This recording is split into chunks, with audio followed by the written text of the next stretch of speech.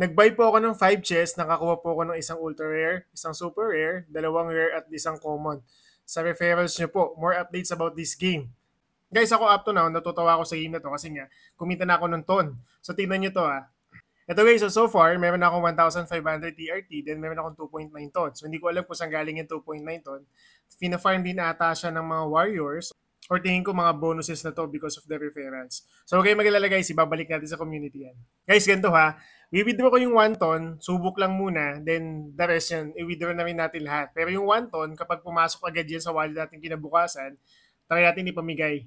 Yung i-withdraw natin ng 1 ton guys, mamili tayo ng 0.1 ton sa 10 tao. So at least kahit pa paano, meron tayong pang gas fee or tabi nyo lang yung ton na yan guys, ipunin lang natin yan just in case na kailangan natin ng pang gas fee, meron tayong mahuhugot. Guys, mamili tayo ng 10 lucky users dito sa link natin So makikita ko yan guys dito sa friends. So ayan, susubukan na natin mag-withdraw.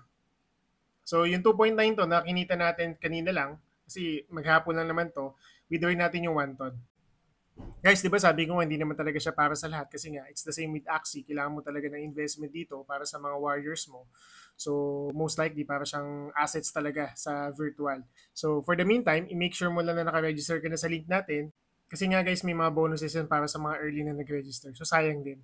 So guys, huwag mo kalimutan, punta ka lang ng bio natin, click the link, tapos click nyo lang yan Ton Realm sa baba.